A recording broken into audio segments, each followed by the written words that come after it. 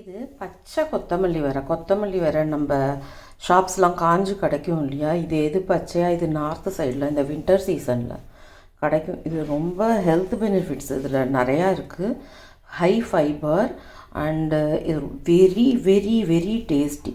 இது சாம்பாருக்கு கொஞ்சம் அரைச்சி விட்டாலோ, முருங்கைக்காய் சாம்பாருக்கெலாம் எண்டில் கொஞ்சம் அரைச்சி விட்டாலோ, இல்லை இதோட சட்னி வெரி வெரி டேஸ்டி. இது நான் உங்களுக்கு இப்போ பண்ணி காமிக்கிறேன்.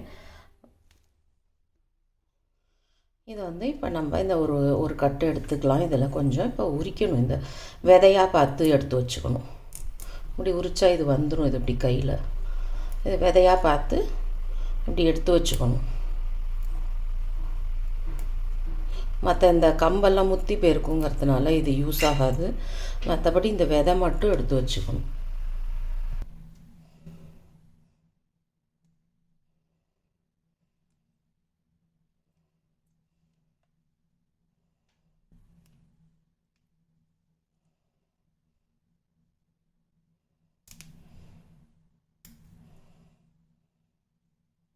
குச்சியெல்லாம் எடுத்துடணும், இல்லைன்னா அது வேகாமல் அது வாயில் வரும், அது தொண்டையில் அடைக்கும். அதனால் அதெல்லாம் எடுத்துடணும்.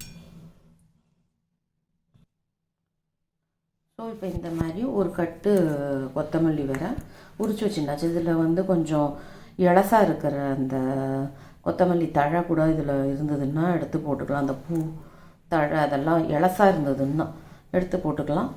ஒரு கட்டு மட்டும் நான் இப்போ ஆஞ்சிருக்கேன். அது ஒரு 4 பேருக்கு ரொம்பவே நன்னாவே போகும்.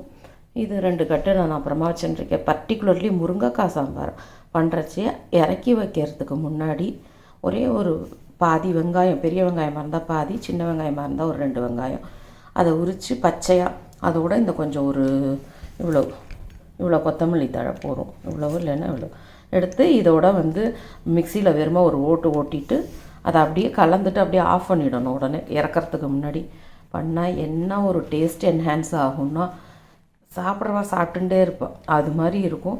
இப்போ இந்த கொத்தமல்லி சட்னி மட்டும் உங்களுக்கு இப்போ சொல்லித்தரேன்.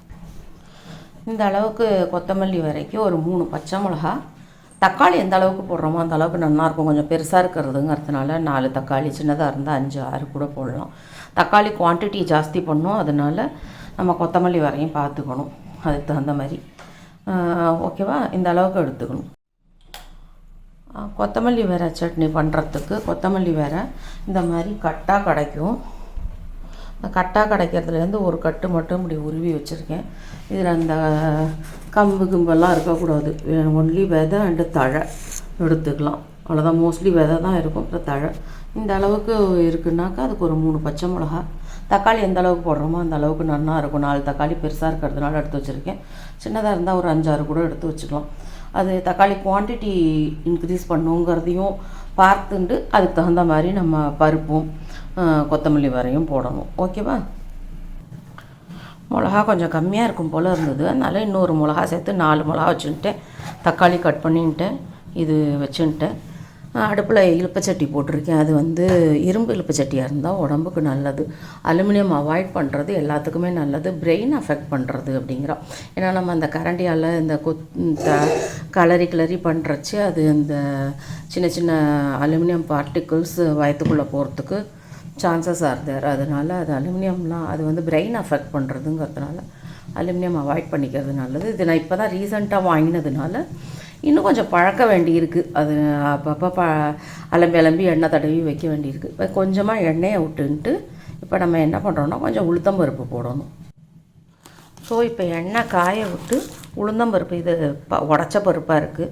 முழு உளுந்தம்பருப்பாக இருந்தால் எப்போவுமே அது டேஸ்ட்டும் நல்லா இருக்கும், குவான்டிட்டியும் நல்லா வரும். ஸோ இதில் இப்போ கொஞ்சம் போடணும்.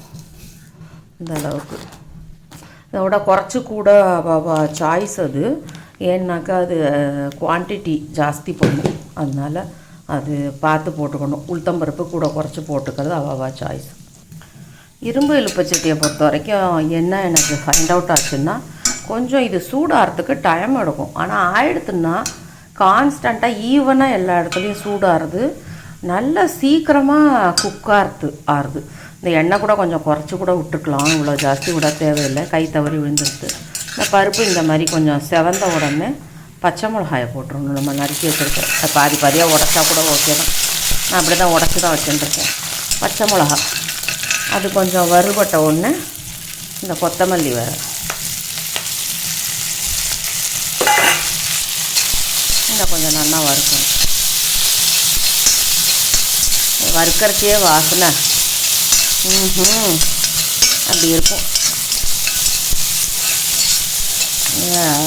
ப்ளீஸ் ட்ரஸ்ட் மீ, இதோட டேஸ்ட்டு நீங்கள் நிஜமாகவே தமிழ்நாட்டில் ரியலி சொல்கிறேன், இது எங்கேயுமே சாப்பிட்ருக்க முடியாது. இது நானே எங்கள் மாமியார் ஆத்துக்கு வந்து மாமியாருடைய சிக்னேச்சர் இது இது பண்ணுறச்சு. இது வந்து யாருன்னா இந்த நாடோடிகள் சொல்லுவா இல்லையா, பெஞ்சாரா சொல்லுவா, அவள் வந்து இந்த ரோட்டில் இருக்கிறச்சே ஒன்றும் பண்ண முடியாதுங்கிறதுனால இதெல்லாம் வறுத்துண்டு சட்டுன்னு வந்து அவள் வந்து ஒரு குட்டி கல்லை வச்சு குத்தி குத்தி சாப்பிடுவாளாம். அவள் பண்ணதை பார்த்துட்டு எங்கள் மாமியார் ஆற்றுல பண்ணி பார்த்து அது ரொம்ப டேஸ்ட்டு நல்லா இருக்கவும் அதை பண்ண ஆரம்பித்தது தான் இது. ஸோ இது மிளகாலாம் ஓரளவுக்கு வறுபட்டுருது இல்லையா, வறுபட்டவுடனே நம்ம நறுக்கி வச்சுருக்கிற இந்த தக்காளியை அப்படியே போடுறோம்.